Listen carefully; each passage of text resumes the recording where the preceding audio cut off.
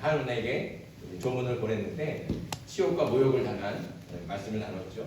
이게 치욕과 모욕을 당해서 전쟁을 벌였지만 결국에는 누가 승리했습니까? 싸우지도 않고 사실 다윗이 이겼잖아요.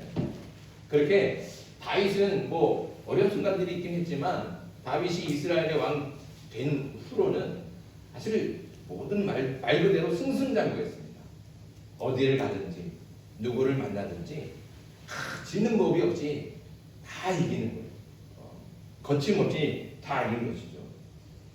그렇게 다윗의 권세와 영광은 끝없이 하늘 위로 계속 올라가기만 할 것 같았어요.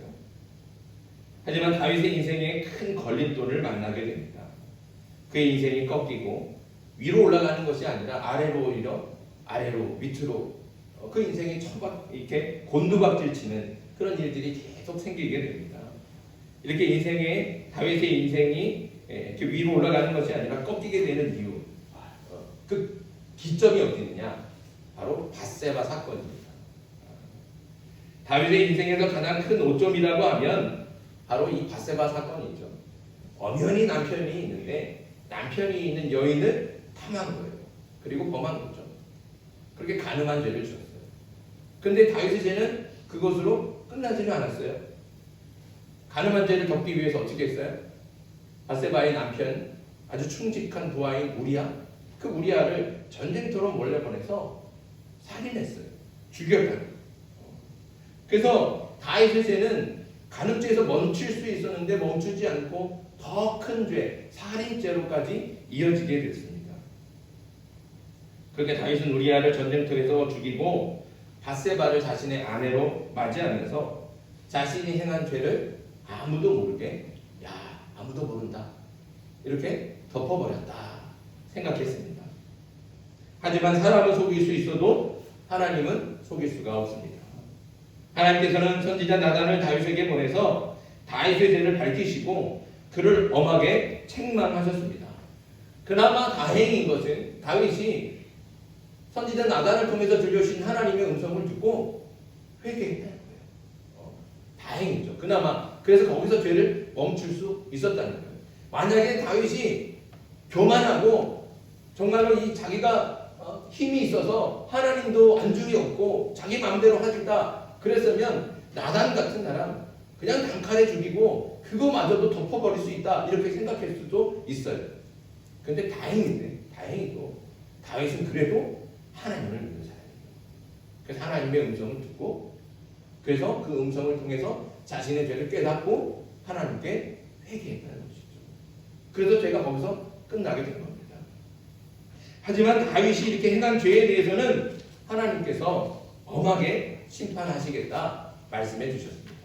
그 심판의 말씀이 12장에 있는데 우리 12장으로 한번 넘어가 볼까요? 한번 넘기시면 12장 10절부터 12절 말씀 12장 10절 11절 12절 10절은 제가 읽고 11절 여러분들이 읽고 12절은 우리 같이 한번 읽겠습니다. 10절부터 제가 읽습니다. 이제 내가 나를 업신여기고 햇사람 우리야의 아내를 빼앗아 내 아내로 삼았은즉 칼이 내 집에서 영원토록 떠나지 아니하리라 하셨고 여호와께서 또 이같이 이르시기를 보라 내가 너와 내 집에 재앙을 일으키고 내가 내 눈앞에서 내 아내를 빼앗아 내 이웃에게 주리니 그 사람들이 내 아내들과 더불어 그에게 동침하리라. 같이 읽습니다. 너는 은밀히 행하였으나 나는 온 이스라엘 앞에서 백주의 이 일을 행하리라 하셨다 하니. 아멘. 이게 하나님께서 다윗에게 너의 죄에 대해서 내가 반드시 이렇게 심판하겠다. 이 죄에 대해서는 내가 비록 너를 용서하지만 반드시 책임을 묻겠다. 이렇게 말씀하신 거예요. 오늘 12장 10절과 10절부터 12절까지의 말씀 가운데 있는 심판의 말씀은 두 가지로 요약할 수 있습니다. 첫째는 다윗의 집에 칼이 떠나지 않는다는 것이고, 둘째는 다윗이 다른 사람의 아내를 범한 것 같이 다윗의 아내를 다른 사람에게 주어서 백주 대낮에 가보는 앞에서 동침하게 되는 거죠. 이 심판의 말씀은 그대로 이루어져서 다윗의 인생 가운데 거친 굴곡을 만들고 또 깊은 상처를 남겨주었습니다. 다윗이 이전에는 경험할 수 없었던 그런 부끄러운 수치와 모욕과 패배를 당하게 하시고, 다윗이 왕이 되기 전에도 많은 고난과 시련을 당했지만 그것하고도 또 비교할 수도 없는 더 크고 더 심한 그런 고난과 시련을 당하게 된 것이죠. 이 모든 것이 하나님께서 다윗에게 내리신 심판이기도 하지만, 그 우리가 오해하지 말 것은 이게 하나님께서 이렇게 딱 내리신 심판이기도 하지만, 중요한 것은 이 모든 것은 다 죄의 결과라는 거예요. 다윗의 죄의 결과라는 거예요. 다윗이 죄를 안 지었다면 이런 일들이 생기지 않는 거예요. 죄가 그렇게 나은 거죠. 그 죄의 결과가 이렇게 비참한 일이라는 겁니다. 그래서 이런 죄라는 것이 굉장히 무서운 겁니다. 아무것도 아닐 것 같은 죄. 다윗이 바세바의 음욕을 품고 바세바를 데려다가 그렇게 범한 것, 다윗이 생각할 때 내 권력 정도면, 나 정도면 그렇게 할 수 있어. 아무것도 아니야. 이렇게 생각할 수도 있어요. 그리고 죄를 짓고 그거 덮어버리면 돼. 그럴 수 있잖아요. 그렇게 생각했잖아요. 하지만 그 아무것도 아닌 것 같은 그 죄가 결국엔 어떻게 됐어요? 더 큰 범죄로 이어졌어요. 그리고 그 죄의 결과는 인생의 큰 오점과 상처로 남는다는 것이죠. 우리가 이것을 잊지 말아야 됩니다. 그래서 아무것도 아닌 죄는 없습니다. 이런 것쯤은 그냥 괜찮겠지. 이런 것쯤은 그냥 넘어가도 괜찮겠지. 아무도 모르겠지. 이렇게 하고서는 넘어갈 수 있는, 넘어가도 되는 그런 죄는 없다는 거죠. 아무리 작고 사소한 죄라도 죄는 죄입니다. 그러니 오히려 죄의 싹이 작을 때 반드시 죄를 잘라내고 끊어내야 됩니다. 죄를 끊어내고 잘라낼 수 있는 방법은 다른 게 없습니다. 어떻게 해야 됩니까? 죄를 인정해야죠. 나는 죄를 졌습니다. 나는 죄입니다. 인정하고 회개해야죠. 잘못했습니다. 용서해 주십시오. 그리고 그렇게 잘못을 인정하고 죄를 인정하고 회개했으면 그 죄에 대한 합당한 책임을 져야 되는 겁니다. 그래야 죄를 끊어낼 수 있는 것이죠. 그러나 죄를 끊어내는 것, 그 죄에 대한 책임을 지는 것, 그것이 무섭기도 하고 두렵기도 하죠. 때로는 창피하기도 합니다. 그래서 그 죄를 숨기고 덮으려고 하니까 거짓말을 하게 되고 더 큰 죄를 짓게 되는 겁니다. 그러니까 죄를 끊어내기 위해서는 아무리 작은 거라도 사소한 거라도 인정하고 회개를 하고 그리고 합당한 책임을 져야 돼요. 그래야 끊어질 수 있습니다. 잘라낼 수 있다는 것이죠. 그러지 않고는 덮어지는 게 없습니다. 모른 척하고 지나가는 것, 지금은 모르겠죠. 아무도 모르는 것 같죠. 그러나 나중에는 그 죄가 더 큰 죄를 몰고 오고 우리를 사망의 길로 인도한다는 것이죠. 그걸 잊지 말아야 됩니다. 그러니까 작은 죄가 더 큰 죄로 이어지지 않도록 어떠한 죄든지 진실하게 회개하며 인정함으로 단호하게 죄를 잘라낼 수 있는 저와 여러분들이 되게 간절히 바랍니다. 다윗도 분명히 그런 기회가 있었다는 거예요. 그런데 다윗은 잘라내지 못했어요. 오히려 덮으려고 했고 감추려고 했고, 그러니까 더 큰 죄로 이어졌다는 것이죠. 저와 여러분들이 다윗과 같은 그런 잘못된 일들을 똑같이 답습하지 않기를 바랍니다. 그러니까 죄가 사소할 때, 이런 것쯤이라고 생각할 때 오히려 그때가 위험한 거예요. 그때 그 죄를 인정하고 하나님께 회개하며 그 죄에 대한 합당한 책임을 질 수 있는, 그래서 그 죄를 반드시 잘라낼 수 있는 저와 여러분들에게 간절히 바랍니다. 오늘 우리가 말씀 읽었던 이 본문 사무엘하 13장, 이 13장부터 이어지는 모든 사건은 하나님께서 다윗에게 말씀하신 그 심판과 연결이 되어 있습니다. 그러니까 하나님께서 말씀하신 심판이 다윗의 인생 가운데 현실로 이루어지고 있는, 그것을 13장 이후부터 계속 보여주고 있는 겁니다. 하나님께서 말씀하신 심판 중에 첫 번째가 다윗의 집에 칼이 떠나지 않을 것이다, 이렇게 말씀하셨죠. 이게 무슨 뜻입니까? 다윗의 집에 칼이 떠나지 않는다. 그 말은 다윗의 집안, 이게 다른 사람의 집안 얘기가 아니라 다윗 집안 안에서 서로 해치고 가족끼리 서로 해치고 죽이고 이런 일들이 떠나지 않는다는 거예요. 계속 끊이고 있다는 것이죠. 그리고 그렇게 그 하나님의 심판의 말씀이 현실로 이루어지고 있는 그 첫 번째 사건이 바로 오늘 본문의 말씀이라는 것이죠. 오늘 본문은 바로 이 심판의 말씀대로 다윗의 아들들끼리 또 동생이 형을 죽이는 끔찍한 이 사건의 발단을 보여주고 있습니다. 내용은 이렇죠. 다윗의 큰 아들 장자 암논은 자신의 이복 동생인 다말의 아름다운 외모에 빠져버렸습니다. 그래서 다말을 사랑하는 거예요. 그런데 다말은 이복 동생이긴 해도 어떻게 해요? 형제잖아요, 그렇죠? 가족이잖아요. 가족을 사랑하면 돼요, 안 돼요? 물론 사랑해야죠. 근데 그런 사랑이 아니잖아요. 그러니까 이 암논이 다말에 대한 그런 어떤 이성적인 사랑 여기에 끌려갖고 어떻게 할 줄을 모르는 거예요. 근데 동생이니까 어떻게 할 줄을 모르고 그냥 속에 병이 나는 거예요. 병이 나갖고 그냥 시름시름 앓고 있는 거죠. 어떻게 할 줄을 모르니까.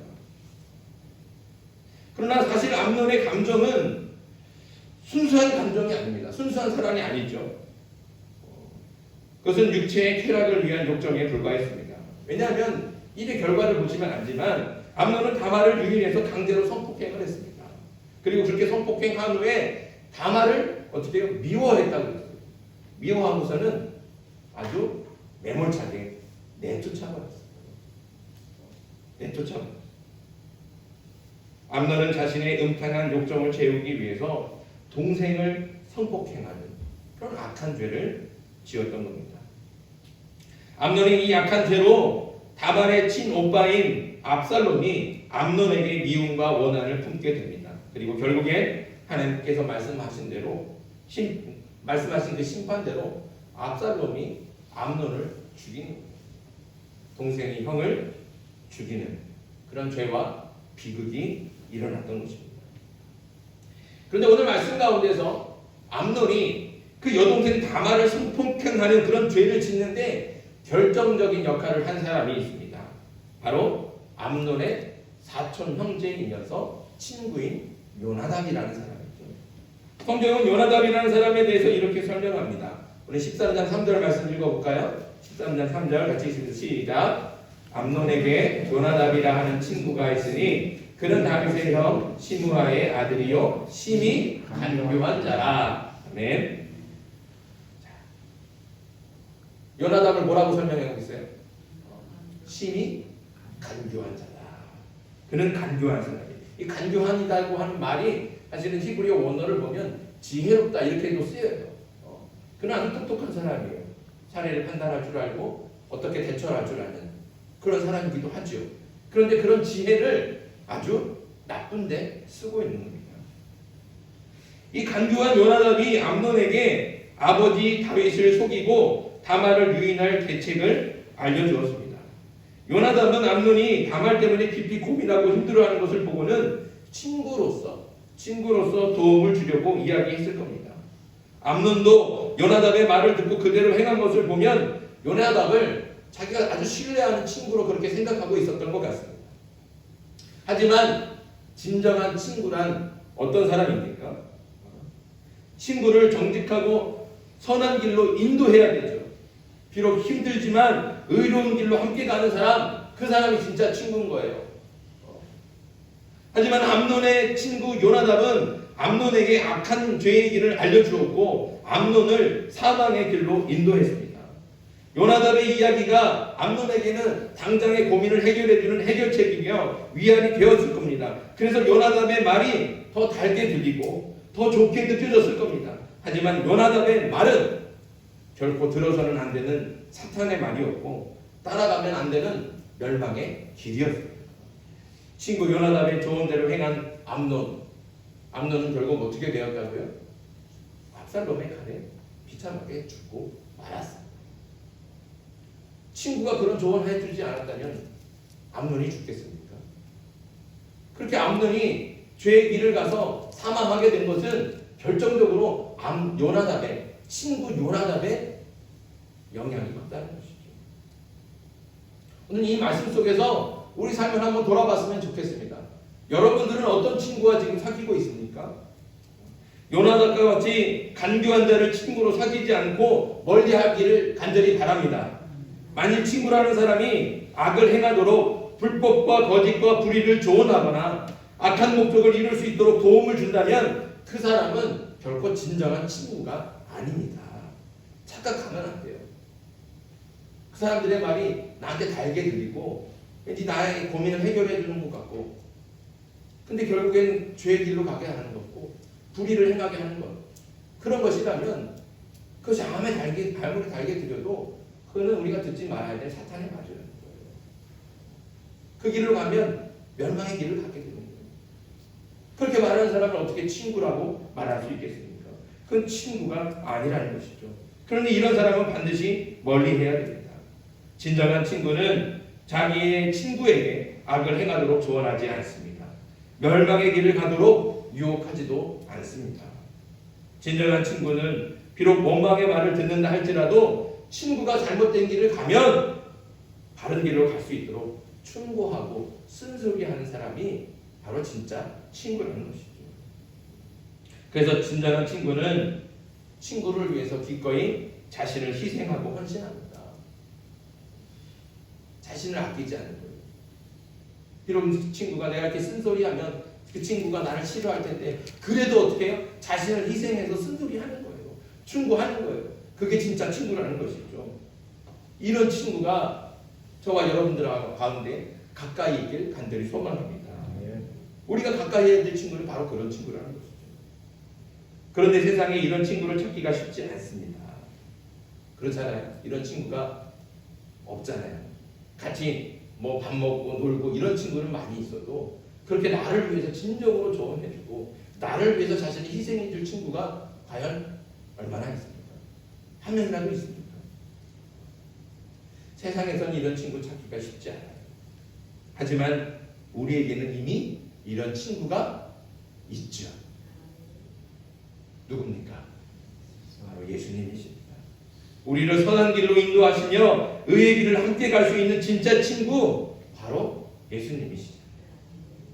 요한복음 15장 15절에 이제부터는 너희를 종이라 하지 아니하리니 종은 주인이 하는 것을 알지 못함이라 너희를 친구라 하였노니 내가 내 아버지께 들은 것을 다 너희에게 알게 하였음이니라. 아멘. 예수님께서는 우리를 말씀하셨어요. 선포하셨어요. 너는 내 친구다. 그러니까 우리의 친구는 누가 됐어요? 예수님이 친구가 되신 거예요. 하나님의 아들이신 예수님께서는 이 땅에 오셔서 우리의 친구가 되어주셨습니다. 예수님은 온갖 핍박과 비난을 받으면서도 친구된 우리를 위해서 의의 길을 가르쳐 주셨고 생명의 길로 우리를 인도하셨습니다. 핍박을 받지만 그래도 너의 갈 길은 생명의 길이야. 사람들이 다 피난하고 조롱해도 우리를 선한 길로 인도하셨잖아요. 그 길을 가르쳐 주셨잖아요. 그게 참 친구 아닙니까? 진짜 친구잖아요. 그뿐만 아니라 친구인 우리를 구원하기 위해서 목숨까지 희생하셨습니다. 친구인 우리를 대신해서 핍박을 받고 우리를 대신해서 죽으셨습니다. 진정한 친구를 만나길 원한다면 예수님 같은 친구를 만나십시오. 세상 유혹을 쫓아서 친구를 사귀지 않기를 바랍니다. 귀 듣기 좋은 말만 하는 자를 경계하고 간교한 말로 죄의 길로 안내하는 사람을 반드시 멀리 하십시오. 당장에는 그들이 유익을 주는 것 같지만 결국에는 망하게 할 것입니다. 반대로 당장에는 듣기에 거북하고 귀에 쓰게 들리더라도 나에게 충고하고 쓴소리하는 사람을 친구로 사귀길 바랍니다. 그 사람이 선하고 의로운 길, 생명의 길을 함께 갈 수 있는 진정한 친구입니다. 잠언 13장 20절 지혜로운 자와 동행하면 지혜를 얻고 미련한 자와 사귀면 해를 받느니라. 세상의 기준으로 친구를 찾지 말고 하나님의 기준으로 어떤 친구가 진짜 친구인지를 잘 분별할 수 있기를 간절히 바랍니다. 잘 분별하십시오. 누가 예수님 같은 친구인지, 누가 예수님 같은 진정한 친구인지, 그리고 그런 예수님 같은 친구를 사귀고 그 친구와 함께 의의 길을 가고 선한 길로 갈 수 있기를 간절히 소망합니다. 그러나 다시 말씀드리지만 세상에 그런 친구 찾기가 쉽지 않아요. 그러니까 그런 친구 없다고 나는 왜 그런 친구 없어요? 실망할 수 있지만 실망하지 마십시오. 또 누군가 세상 친구 많다고 자랑하는 사람들 부러워하지 마십시오. 우리는 이미 세상 누구와도 비교할 수 없는 진짜 친구가 있지 않습니까? 인생에서 진정한 친구 한 명만 있어도 그 인생은 성공한 인생이라고 말합니다. 그런데 우리는 세상 친구 아무도 없어도 우리의 친구 되시는 진정한 친구 적어도 한 명은 있잖아요. 그렇잖아요? 예수님이 우리와 함께 하시는 줄 믿습니다. 예수님이 친구 되셔서 진짜 친구 되셔서 우리와 영원히 함께 하시는 줄 믿습니다. 우리를 절대로 버리지 아니하시고 우리가 힘들 때나 우리가 약할 때나 우리가 외로울 때나 우리를 찾아오셔서 우리를 위로하시고 도와주시는 진짜 친구 예수님이 우리와 함께 계시는 줄 믿습니다. 그러니 참 친구 되시는 그 예수님을 믿고 의지하고 그 예수님과 함께 의의 길을 가고 생명의 길을 가는 저와 여러분들 되길 간절히 소망합니다. 그러니 다시 한번 말씀드리지만 세상 친구 없다고 너무 실망하지 마십시오. 외로워하지도 마십시오. 예수님이 함께 계십니다. 예수님이 우리의 친구십니다.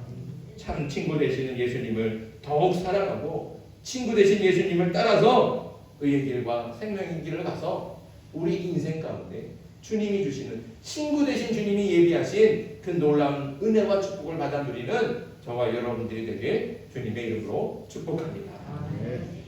우리 찬양 하나 합시다. 찬양 206장입니다.